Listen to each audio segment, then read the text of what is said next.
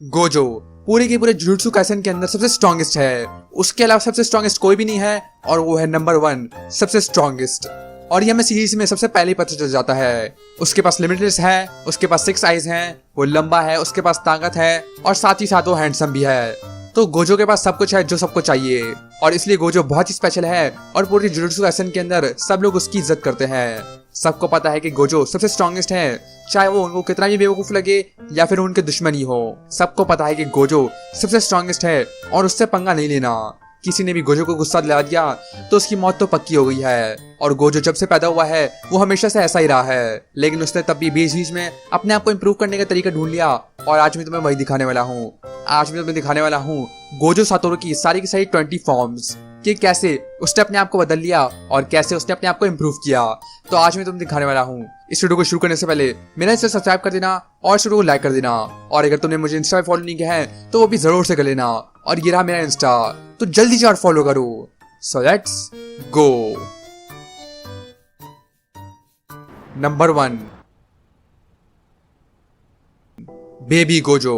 Gojo Satoru जब पैदा हुआ था तो कहा जाता है कि उसने पूरी दुनिया को हिला दिया था। उसने पूरी दुनिया के बैलेंस को ही तोड़ दिया था।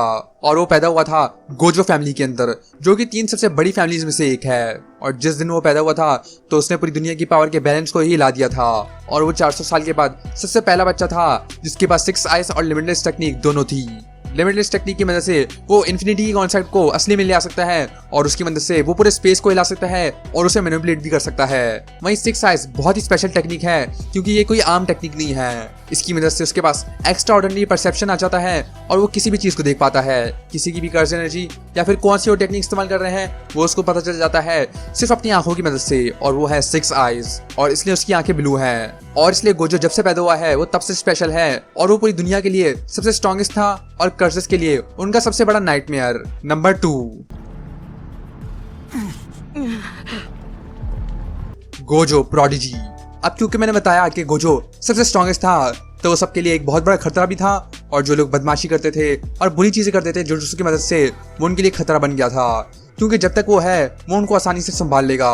तो इसलिए किड गोजो के ऊपर बहुत सी बाउंटीज रखी गई और उसको मारने के लिए बहुत लोग आते थे। वो जहाँ भी जाता था उसके ऊपर बहुत बड़ा खतरा होता था और वो जहाँ भी जाता उसको कोई मारने की कोशिश करता क्योंकि वो खतरा था और उसकी पावर बहुत डरावनी थी सबके लिए। हम देखते भी हैं जब गोजो एक बच्चा था तो कैसे बहुत ही सारे असैसिन्स आते हैं उसको मारने के लिए, लेकिन गोजो पीछे मुड़ के देखता है और वो सारे के सारे असैसिन्स यही देखकर इतने डर में आ जाते हैं कि वो हिल नहीं पाते और वो वहीं पर हार मान लेते हैं। तो तुम सोच सकते हो कि गोजो की पावर से लोग कितने डरते हैं और सारे के सारे सॉर्सरर्स उसकी पावर से बहुत डरते हैं। उनको पता है कि गोजो सबसे स्ट्रॉन्गेस्ट है और वो उसका मुकाबला कभी नहीं कर सकते। और उसके ऊपर बहुत बड़ी बड़ी बाउंटीज होती थी, जैसे 100 मिलियन की बाउंटी, जो कि बहुत ही ज्यादा है। और ये बाउंटी हंटर्स उसको मारने के लिए आते थे लेकिन कुछ भी नहीं होता। और ये तब होता था जब वो एक 6 साल का बच्चा था। तो गोजो बचपन से ही इन चीजों को देखता हुआ आया है, लेकिन ये बाउंटी हंटर्स भी डर जाते थे जब वो गोजो को देखते थे। तो गोजो सच में एक प्रोडिजी था। नंबर 3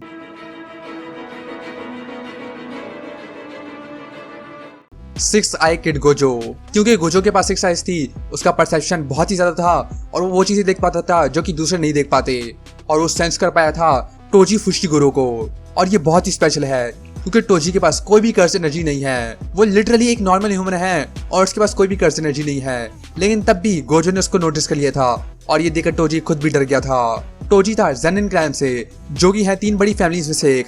गोजो और ज़ेनिन ये दोनों 3 बड़ी फैमिलीज का पार्ट हैं और टोजी ज़ेनिन फैमिली का पार्ट था और उसको वहां से निकाल दिया गया था क्योंकि उसके पास कोई भी कर्ज एनर्जी नहीं थी और वो उनके लिए बिल्कुल यूजलेस था। और इसलिए उन लोगों ने टोजी को बहुत ही मारा और उसको वहां से निकाल दिया क्योंकि उसके पास 0 कर्ज एनर्जी थी। लेकिन गोजो ने उसको तब भी सेंस कर लिया और ये बहुत ही स्पेशल है और टोजी इसको हमेशा याद रखता है। नंबर 4 संभल कर, चोट लग सकती है।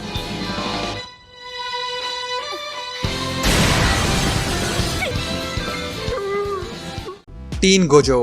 हिडन इन्वेंटरी आर्क में हम लोगों ने देखा था टीन गोजो को, जो कि जुजुत्सु के हाई स्कूल के अंदर 2nd ईयर का है। और वो यहाँ पर होता है 16 साल का। और वो यहाँ पे अकेला नहीं होता बल्कि उसके पास होता है गेटो, जो कि होता है उसका बेस्ट फ्रेंड। गोजो के हिसाब से वो दोनों मिलकर सबसे स्ट्रॉन्गेस्ट हैं। उनके अलावा कोई भी सबसे स्ट्रॉन्गेस्ट नहीं है और वो दोनों ही पूरे जुजुत्सु काइसेन की दुनिया के अंदर 2 सबसे स्ट्रॉन्गेस्ट सॉर्सरर्स हैं। और गोजो को ये पूरा यकीन था। गोजो के पास बस एक बेस्ट फ्रेंड था और वो था गेटो। उसके अलावा उसके पास कोई भी दोस्त नहीं था। हमें पता चलता है कि वो दोनों मजे कर रहे होते हैं और अपने मिशन पे फोकस नहीं करते क्योंकि वो सबसे स्ट्रॉन्गेस्ट हैं, इसलिए वो ज्यादा चिंता नहीं करते।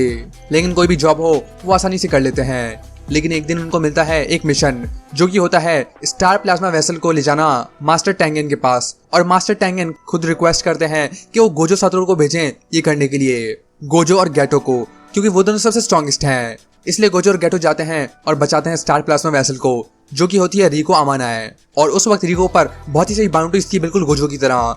तो गोजो उसको बचाता है और बीच बीच में वो सबको अपने प्यार में डाल देता है। हाय हैंडसम, दिखाते आके तो दिखाओ।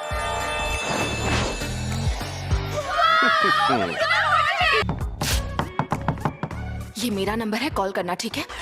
लेकिन गोजो और गेटो यहाँ पर सबसे अच्छे काम करते हैं और वो कोई भी प्रॉब्लम नहीं करते। वहीं टोजी को एक डील मिलती है जहाँ पर टोजी को मिलते हैं 30 मिलियन येन वेसल को मारने के लिए, और वो वेसल था रिको अमाना है। तो टोजी रिको को मारने के लिए आ रहा होता है और अब गोजो का काम होता है उसको बचाना। इस पॉइंट पर गोजो बस अपनी ब्लू टेक्निक इस्तेमाल कर सकता है क्योंकि उसके पास अब भी रिवर्स कर्स्ड एनर्जी नहीं है। तो यहाँ पर गोजो पहले ही सबसे स्ट्रॉन्गेस्ट है और उसके साथ है उसका दोस्त गेटो। नंबर 5, मेरी प्रैक्टिस छूट गई है। अबे झंडू आदमी, तुझे पता है रिको पर रखा इनाम अब हटाया जा चुका है। Gojo first defeat. क्योंकि गोजो बहुत थक चुका होता है और वो सोया नहीं होता है, इसलिए उसकी एक्सरसाइज बहुत अच्छे से काम नहीं कर रही होती है और वो बहुत थक चुका होता है। और तभी अटैक करता है टोजी फुशिगोरो और वो उसको पीछे से मार देता है और एक तलवार उसके बीच में से डाल देता है। ये उसको ज्यादा इफेक्ट नहीं करती है, लेकिन टोजी और गोजो फाइट करते हैं जहाँ पर टोजी की स्पीड बहुत ज्यादा होती है और गोजो उसको देख भी नहीं पा रहा होता है। गोजो को पता नहीं कि ये कौन है, लेकिन टोजी को अब भी याद होता है कि ये वही बच्चा है जिसके पास ब्लू आइज थी और जिसने टोजी को सेंस कर लिया था, जिसके पास थी 0 कर्स्ड एनर्जी। तो टोजी गोजो को जानता है, लेकिन गोजो टोजी को बिल्कुल नहीं जानता। वो दोनों फाइट करते हैं, लेकिन टोजी कुछ ज्यादा ही तेज होता है। तभी गोजो अपनी ब्लू टेक्निक इस्तेमाल करता है और सब कुछ सही करने लग जाता है, लेकिन ये कोई फायदा नहीं होता क्योंकि टोजी उसको डिस्ट्रैक्ट कर लेता है और सही टाइम पर सही मौके पर वो उसको मार देता है। वो उसके गले से एक चाकू डाल देता है और उसकी पूरी बॉडी पर मारते रहता है जब तक वो मर नहीं जाता। उसकी हालत इतनी खराब हो जाती है कि वो बिल्कुल मर ही जाता है और ऐसा बिल्कुल नहीं लगता कि वो बच पाएगा भी। और टोजी यहाँ पर गोजो की लिमिटलेस को भी तोड़ देता है, वो भी अपने स्पेशल स्पीयर के साथ, जो कि बना होता है कर्स टेक्निक को खत्म करने के लिए। और उसने उसी को इस्तेमाल करके गोजो को मार दिया। तो यहाँ पर गोजो पहली बार हार जाता है और पूरी जिंदगी के अंदर ये उसकी होती है फर्स्ट डिफीट। इससे पहले उसको कोई भी रश नहीं कर पाया और यहाँ पर वो मरने की हालत में पहुंच गया। और ये किसने किया? टोजी ने। और इसलिए ये मोमेंट बहुत ही खतरनाक है। नंबर 6, कि ये होश में नहीं है। शापित ऊर्जा की असली ताकत मुझे मौत के करीब पहुंचकर समझ आई, और अब तुम हारने वाले हो क्योंकि तुमने मेरा सर नहीं काटा। Gojo reborn. जब टोजी रिको को मार देता है और गेटो को भी मार देता है तो वो वापस आता है और मिलता है गोजो को। और हमें पता चलता है कि गोजो मरने की कगार पर सीख लेता है रिवर्स कर्स टेक्निक को, जहाँ पर मरने की हालत की वजह से वो सीख जाता है रिवर्स कर्स टेक्निक और अपने सारे के सारे वुंड्स को हील कर देता है। यहाँ पर गोजो पहले से ज्यादा स्ट्रॉन्ग बन चुका होता है और वो बहुत ही खतरनाक बन चुका होता है। उसके पास अब होती है रिवर्स कर्स टेक्निक और अब उसकी पावर बहुत बढ़ जाती है। वो इस्तेमाल करता है टोजी के ऊपर रेड टेक्निक, जो कि उसको बहुत ही बुरी तरह मार देती है और टोजी उसके सामने कुछ भी नहीं कर पाता। गोजो उसके सारे अटैक्स को आसानी से डॉज कर रहा होता है और बिल्कुल आसानी से डॉज कर रहा होता है। टोजी को समझ नहीं आ रहा होता है कि क्या हो रहा है और यहाँ पर टोजी कुछ भी नहीं कर पा रहा होता है। टोजी देखता है कि गोजो नशे में है और उसको समझ नहीं आता कि ऐसा क्यों हो रहा है। और ये मोमेंट गोजो के लिए सबसे स्पेशल है क्योंकि वो मरने की कगार से आ गया है वापस, क्योंकि वो मौत के मुंह से बच के आ गया है वापस और पहले से भी ज्यादा स्ट्रॉन्ग, और उसका कोई भी मुकाबला नहीं कर सकता। टोजी भी ये देखकर हैरान होता है और गोजो खुद भी ये देखकर हैरान होता है। उसको भी नहीं पता था कि वो ये कर सकता है। जब टोजी उसको मारा था तो वो पहले अपने आप को बचाने की कोशिश कर रहा होता है, लेकिन वो उसको छोड़ता है और फिर वो अपनी कर्स टेक्निक पे फोकस करता है और फिर अचीव कर लेता है रिवर्स कर्स टेक्निक। और तभी वहां पर वो अपने सारे के सारे जख्मों को ठीक कर लेता है और बचकर वापस हो जाता है रीबॉर्न। और यहाँ पर गोजो बहुत ही स्ट्रॉन्ग बन चुका होता है। वो इतना ज्यादा स्ट्रॉन्ग होता है कि वो इस्तेमाल कर पाता है अपनी होलो पर्पल टेक्निक और वहीं पर टोजी को मार देता है। टोजी भी ये देखकर हैरान होता है, लेकिन उसको पता था कि गोजो से पंगा नहीं लेना चाहिए। और मरने से पहले टोजी बताता है मेगुमी के बारे में और गोजो को बोलता है कि वो उसको बचा ले। और यहाँ पर गोजो सबसे स्ट्रॉन्गेस्ट बन जाता है और यहाँ पर गोजो गेटो को सरपास कर लेता है। और गोजो बोलता भी है, through out heaven and earth I alone am the honoured one. और इसका मतलब यही होता है कि गोजो अब पूरी दुनिया के अंदर सबसे स्ट्रॉन्गेस्ट बन चुका है। नंबर 7, हाँ, काम कर रही है। अब बस 2 चीजें और सीखनी है, छलावे की दुनिया बनाना और दूर तक टेलीपोर्ट करना। गोजो सबसे ताकतवर बन गया था। गेटो, तुम्हारा वजन कम लग रहा है, डाइट पे हो गया? Gojo becomes the strongest. अब 1 साल हो चुका है उस इवेंट को और अब गोजो पहले से स्ट्रॉन्ग बन चुका है। सातोरू गोजो ने अपनी टेक्निक को बहुत ही अच्छे से इस्तेमाल करना सीख लिया है और अपनी एबिलिटी को बहुत बेहतर बना लिया है और अब वो बन चुका है पूरी दुनिया के अंदर सबसे स्ट्रॉन्गेस्ट जुजुत्सु सॉर्सर। और इसलिए उसका गुरु गेटो, उसका दोस्त, वो अकेला हो जाता है। गोजो यहाँ पर बताता है कि कुछ भी उसको छूने की कोशिश करेगा उसकी टेक्निक ऑटोमेटिकली उसको रोक देगी और कुछ भी उसको टच नहीं कर पाएगा और ये उसको बहुत ही इनविंसिबल बना देती है क्योंकि उसको कोई भी टच नहीं कर पाएगा और इसी वजह से वो बन जाता है सबसे स्ट्रॉन्गेस्ट। और इसलिए वो जाना शुरू कर देता है डेंजरस मिशन पर अकेले, जहाँ पर गेटो अकेला हो जाता है और उसको मिलती है यूकी, जो कि उसको बताती है कि क्या होता अगर हम लोग सारे नॉन सॉर्सर्स को मार दें तो पूरी दुनिया ठीक हो जाएगी। लेकिन यूकी इसमें नहीं मानती है, लेकिन गेटो इसे मान जाता है और बन जाता है इविल। गेटो पहले जाता है और पूरे विलेज को मार देता है और बाद में जब गोजो को पता चलता है कि गेटो ने ऐसा किया है तो उसको यकीन नहीं होता कि उसका बेस्ट फ्रेंड ऐसा बन चुका है। गेटो और गोजो मिलते हैं और गोजो उसको समझाने की कोशिश करता है और उससे पूछता है कि वो ऐसा क्यों कर रहा है। तुम आम इंसानों को मारकर जुजुत्सु जादूगरों की दुनिया बनाना चाहते हो, तुम्हें पता है ये नामुमकिन है। जिस मकसद में तुम मंजिल तक नहीं पहुंच सकते उसका आखिर क्या फायदा? लेकिन तभी गेटो उसको बोलता है कि अगर वो ये चाहता तो वो ये कर सकता था क्योंकि वो सबसे स्ट्रॉन्गेस्ट है। उसके पास पावर है कि वो पूरी दुनिया के अंदर सबको मार दे और ऐसी दुनिया बना दे जहाँ पर नॉन सॉर्सर्स ना हो। और तभी गेटो सवाल करता है, तुम इसलिए सबसे ताकतवर हो क्योंकि तुम गोजो सातोरू हो, या तुम गोजो सातोरू हो इसलिए सबसे ताकतवर हो? तुम आखिर कहना क्या चाहते हो? क्या वो सबसे स्ट्रॉन्गेस्ट है क्योंकि वो गोजो है या फिर वो गोजो है क्योंकि वो सबसे स्ट्रॉन्गेस्ट है? और ये सवाल वो करता है गोजो को, क्या वो सबसे स्ट्रॉन्गेस्ट बन चुका है क्योंकि वो गोजो है या फिर वो अभी वो जैसा है वो इसलिए है क्योंकि वो सबसे स्ट्रॉन्गेस्ट है? और यहाँ पर गेटो और गोजो अलग हो जाते हैं और गेटो इविल बन जाता है और गोजो उसको वहाँ पर रोक सकता था लेकिन वो ये कर नहीं पाता क्योंकि वो उसका बेस्ट फ्रेंड था। और यहीं पर खत्म होता है hidden inventory arc. Number 8। I'll have to be careful that I never do. Don't they get it? No one should be allowed to take youth away from young people. अब हो जाते हैं 10 साल और गोजो बन जाता है एक टीचर जुजुत्सु हाई के अंदर, जहाँ पर वो पहनता है एक व्हाइट मास्क अपनी आंखों को बंद करने के लिए। गोजो यहाँ पर एक टीचर बन जाता है और वो सबसे अच्छा टीचर तो नहीं है लेकिन वो अपनी पूरी कोशिश करता है। तभी वो मिलता है यूटा से जिसके ऊपर होता है एक कर्स और वो होता है रीका। ये बहुत ही पावरफुल कर्स होता है और ये सबसे स्ट्रॉन्गेस्ट में से एक है। जुजुत्सु के हायर अप्स चाहते थे कि यूटा को मार दिया जाए क्योंकि वो बहुत ही बड़ा खतरा है और उसको मारना ही अच्छा रहेगा, लेकिन गोजो ये करने से मना कर देता है और वो उनको रोक देता है। गोजो यहाँ पर पूरी कोशिश करता है कि जो उसके साथ हुआ, जो भी चीजें उसने सही, वो किसी और के साथ ना हो। इसलिए वो पूरी कोशिश करता है उन बच्चों को बचाने के लिए जिनको मजा करना चाहिए, ना कि मिशंस करने चाहिए। इस पॉइंट पर गोजो सबसे स्ट्रॉन्गेस्ट बन चुका है और अब तो पहले से भी ज्यादा स्ट्रॉन्ग है। अब तो उसके पास डोमेन एक्सपेंशन भी है और उसने अपनी पुरानी टेक्निक्स को भी बहुत ही बेहतर बना लिया है और अब वो पहले से बहुत बेहतर है। Number 9। Sorry, Miguel. But I'm in a hurry right now. Gojo one eyes.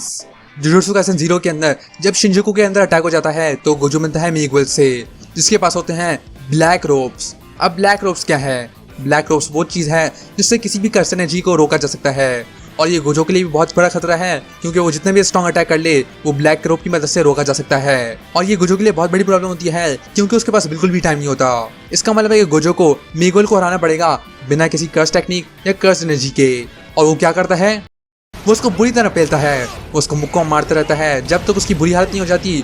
वो उसको बिल्कुल पेल देता है, वो उसको मार ही देता है। मिगुएल कुछ कर नहीं पा रहा होता है और वो जो भी करता है गोजो उसको आसानी से रोक लेता है। गोजो उसको आसानी से रोक देता है और गोजो उसको बहुत बुरा मारता है और गोजो पूरा डांस करते करते उसको मार रहा होता है और उछल उछल के उसको मारता है। मिगुएल उसके सामने कुछ नहीं कर पाता और इस बैटल के अंदर गोजो अपनी सिर्फ एक आइस इस्तेमाल करता है। तो गोजो यहाँ पर इतना स्ट्रॉन्ग था और उसने सबको संभाल लिया, लेकिन इसके बाद उसने सारे के सारे ब्लैक रोज को खत्म कर दिया।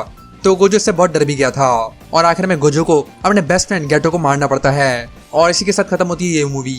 लेकिन अरे फिक्र मत करो, यहाँ सबसे ताकतवर मैं हूँ। Gojo the strongest. अब आता है सीजन 1 जुजुत्सु काइसेन के अंदर, जहाँ पर हम लोग पहली बार देखते हैं गोजो को। जब यूजी खा लेता है सुकुना की फिंगर तो सुकुना कंट्रोल कर लेता है यूजी की बॉडी को, लेकिन यूजी उसको कंट्रोल कर पाता है और उसको बाहर नहीं आने देता। तभी वहां पर आता है गोजो जो कि यूजी को बोलता है कि वो सुकुना से फाइट करेगा और तभी यूजी सुकुना के अंदर चले जाता है और गोजो और सुकुना की फाइट होती है जहाँ पर गोजो उसके बुरी तरह हार देता है और सुकुना उसके सामने कुछ नहीं कर पाता। वो लिटरली सुकुना के ऊपर बैठा होता है। तो यहाँ पर गोजो मजे कर रहा होता है और शो ऑफ भी कर रहा होता है और इस पॉइंट के अंदर वो सबसे स्ट्रॉन्गेस्ट है और उसके अलावा कोई सबसे स्ट्रॉन्गेस्ट नहीं है। लेकिन हायर अप से फिर से ऑर्डर मिलता है कि यूजी को मार दिया जाए, लेकिन गोजो उसको रोक पाता है और यूजी को मरना पड़ता है एक जुजुत्सु सॉर्सरर और गोजो उसका टीचर होता है, साथ ही साथ मेगुमी और नोबारा। गोजो यूजी को समझाता है और उसको बहुत अच्छे से संभालता भी है और यहाँ पर वो एक व्हाइट मास्क नहीं पहनता बल्कि एक ब्लैक ब्लाइंडफोल्ड पहनता है। तो गोजो यहाँ पर एक टीचर बन चुका होता है और वो बहुत अच्छा होता है। नंबर 11 छलावे की दुनिया, ये है अनंत काल। Gojo domain expansion. एक दिन गोजो जा रहा होता है और तभी अटैक कर देता है जोगो, जो कि होता है एक कर्स, और वो गोजो की मारने की कोशिश करता है लेकिन वो कुछ भी नहीं कर पाता। गोजो उसको बुरी तरह मार रहा होता है और उसको दिखाता है अपनी लिमिटलेस टेक्निक और उसको समझाता भी है। तभी वो इस्तेमाल करता है अपना रेड टेक्निक और उसको बुरी तरह पेल रहा होता है और उसको बुरी तरह मार रहा होता है। लेकिन तभी गोजो यूजी को ले आता है ताकि उसको दिखा सकते हैं कि एक फाइट कैसी होती है। और तभी जोगो अपने डोमेन एक्सपेंशन इस्तेमाल करता है और तभी गोजो दिखाता है अपना डोमेन एक्सपेंशन, जहाँ पर वो पहली बार उतारता है अपना ब्लाइंडफोल्ड और दिखाता है अपनी नीली आंखें। गोजो अपने डोमेन एक्सपेंशन इस्तेमाल करता है और जोगो से फंस भी जाता है। गोजो अपने डोमेन एक्सपेंशन इन्फिनिट वॉइड को समझाता है यूजी को और यूजी वो समझ भी जाता है और यहाँ पर गोजो पहली बार डोमेन एक्सपेंशन इस्तेमाल करता है। नंबर 12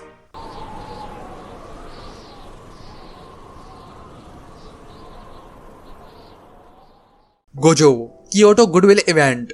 कियोटो गुडविल इवेंट के अंदर कर्स अटैक कर देते हैं और उनमें से एक होता है हानामी और उस पूरे ग्राउंड के ऊपर एक वेल आ जाती है जिसके अंदर सभी आ जा सकते हैं सिर्फ एक इंसान को छोड़कर, और वो होता है गोजो सातोरू। सिर्फ और सिर्फ गोजो सातोरू। कर्स के लिए सिर्फ एक ही खतरा है और वो है गोजो, और वो उसको बाहर रखना चाहते थे, लेकिन गोजो कैसे भी करके उस बेल को तोड़ देता है और अंदर घुस जाता है और सबको पेटने लग जाता है। वो अपना होलो बराबर इस्तेमाल करता है और उसकी वजह से हानामी को वहां से भागना पड़ता है। उससे पहले यूजी और टोडो उससे फाइट कर रहे होते हैं और उसको संभाल रहे होते हैं और गोजो यहाँ पर आते ही उसको भगा देता है और उसको वहां से भागना पड़ता है। तो गोजो यहाँ पर सब कुछ संभाल लेता है। नंबर 13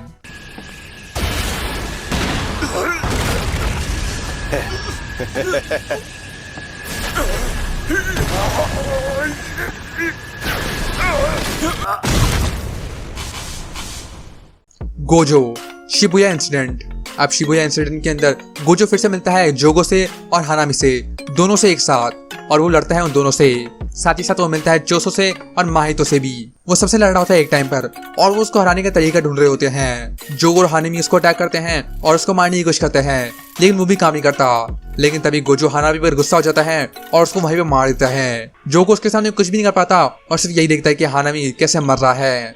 गोजो उनके लिए लिटरली एक विलन बन जाता है और वो उससे भाग रहे होते हैं। आसपास लोग मर रहे होते हैं और तभी वहां पर आ जाता है माहितो 1000 ट्रांसफिगर ह्यूमन के साथ और वहां पर तबाही मचने लग जाती है।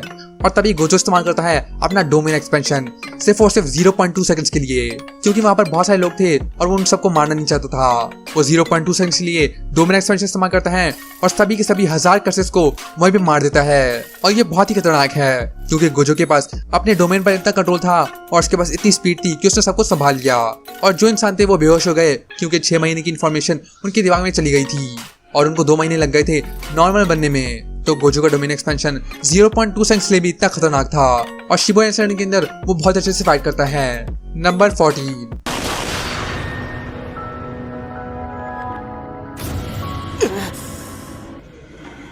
मेरा मन इस बात को मानने से इनकार कर रहा है, तो अब सच सच बता दो कि तुम आखिर कौन हो। तुम्हें मेरी असलियत जाननी है ना? गोजो शील्ड 0.2 सेकंड के लिए अपना डोमेन इस्तेमाल करने की वजह से वो बहुत थक चुका होता है और उसकी ताकत बहुत कम हो चुकी होती है। और तभी वहां पर आता है किंजाकू अपने प्रिजन नियम के साथ और वहां पर वो गोजो को बंद कर लेता है। जब गोजो गैटो को देख रहा होता है तो उसको यकीन नहीं होता कि उसका बेस्ट फ्रेंड उसकी आंखों के सामने है। गोजो अपने बेस्ट फ्रेंड को देखता है जो कि मर चुका होता है और ये देखकर उसकी हालत बहुत खराब हो जाती है क्योंकि उसको अपनी आंखों पर यकीन नहीं हो रहा होता है। उसको पता है कि गैटो मर गया है, लेकिन तभी वो अपनी आंखों के सामने देख रहा है गैटो को और तभी इसी मौके का फायदा उठाकर केंजाकू उसको बंद कर देता है। लेकिन जब गोजो उससे पूछता है कि वो कौन है तो केंजाकू लिटरली अपने सुई धागा को निकालता है और दिखाता है अपना दिमाग। लिटरली इसका दिमाग बाहर है और ये देखकर तो गोजो भी शॉक हो गया होता है। लेकिन गैटो अपने सुई धागा वापस लगाता है और फिर वो सील कर देता है गोजो को, जहाँ पर गोजो बंद हो जाता है प्रिजनियम के अंदर। बंद होने के बाद भी प्रिजनियम के अंदर गोजो की पावर हैंडल नहीं कर पा रहा होता है और वो गिर जाता है। ये देखकर केंजाको भी डर जाता है और किसी को भी यकीन नहीं होता। तो गोजो बहुत ही पावरफुल है और उसका कोई मुकाबला नहीं। लेकिन अब वो सील हो गया। नंबर 15।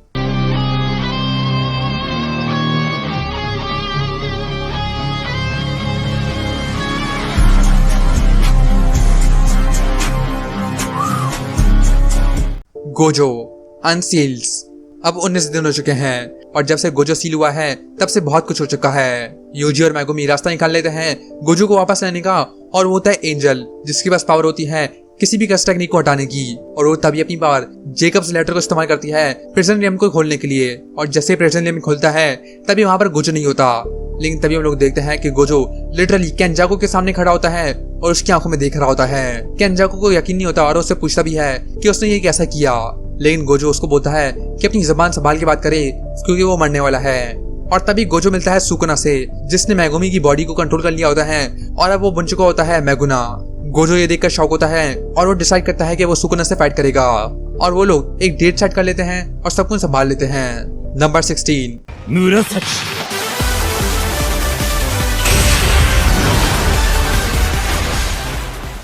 दिन आ चुका होता है और गोजो वर्सेस सुकुना शुरू होने वाला होता है। गोजो आते ही एक होलो पर्पल करता है, लेकिन कोई आम होलो पर्पल नहीं, बल्कि उटाहिमी की पावर से वो अपने होलो पर्पल को 200% पे ले जाता है। और ये होलो पर्पल बहुत ज्यादा स्ट्रॉन्ग होता है। ये सुकुना को लगता है और सुकुना की हालत बहुत खराब हो जाती है और वो हिल भी नहीं पाता। और फाइनली उन दोनों की बैटल शुरू हो जाती है।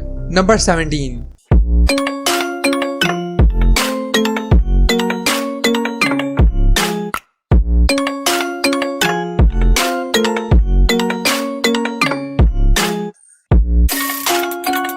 Gojo versus Sukuna. गोजो और सुकुना फाइट करते हैं और उन दोनों की पावर बिल्कुल इक्वल होती है।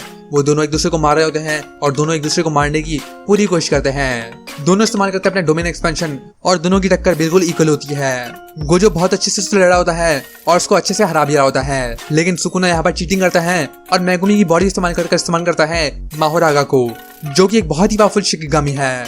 लेकिन गोजो तब भी 3 वर्सेस 1 करता है और सुकुना की हालत को भी बहुत ही बुरा कर रहा होता है। सुकुना उससे मुश्किल से लड़ पा रहा होता है और सुकुना की हालत भी बहुत खराब हो जाती है।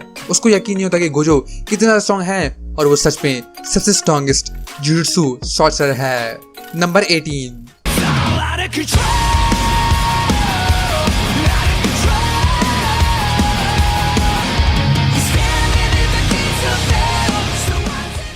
Gojo loses arm. Gojo versus Sukuna की बैटल के अंदर गोजो लड़ा होता है माहोरागा से, जिसके पास पावर होती है अडेप्ट करने की। और वो गोजो की लिमिटलेस टेक्निक से अडेप्ट कर लेता है और अडेप्ट करते ही वो गोजो के हाथ को तोड़ देता है और पूरा काट देता है। गोजो का हाथ पूरी तरह जा चुका होता है और अब उसके पास बस एक ही हाथ होता है। लेकिन कुछ मिनट के बाद गोजो अपनी रिवर्स कस्ट टेक्निक इस्तेमाल करके अपने हाथ को पूरी तरह हील कर देता है और ये तो कमाल ही हो गया। नंबर 19।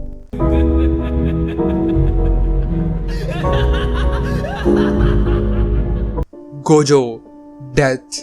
गोजो वर्सेस सुकुना की फाइट बहुत ही इक्वल होती है, लेकिन क्योंकि सुकुना के पास मैगुमी की बॉडी थी वो बहुत अच्छे से लड़ पा रहा था।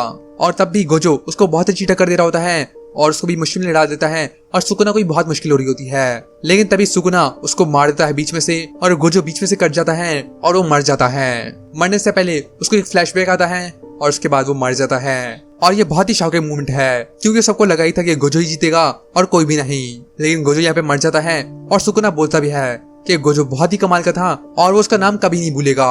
और गोजो यहाँ पर सच में मर जाता है और अब शायद सीरीज के अंदर कभी वापस नहीं आ सकता। नंबर 20।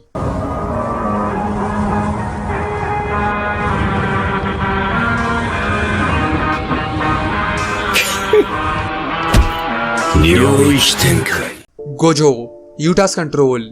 गोजो मर जाता है और उसकी बॉडी वहीं पर रह जाती है। लेकिन बाद में अगर यूटा केंजाको को मार देता है और केंजाको की कस्ट टेक्निक को कॉपी कर लेता है। और केंजाको की कस्ट टेक्निक क्या होती है? दूसरों की बॉडी को कंट्रोल करना।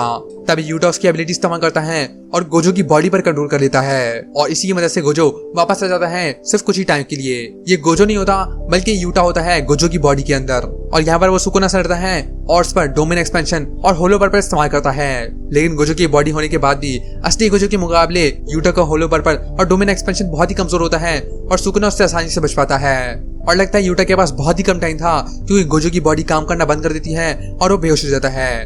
और कहानी अब भी चल रही है, तो पता नहीं आगे क्या होने वाला है। नीचे कमेंट करके बताओ तुम्हारी फेवरेट फॉर्म कौन सी है। इस वीडियो को लाइक कर देना, मेरे से सब्सक्राइब कर देना और मैं तो तुम नेक्स्ट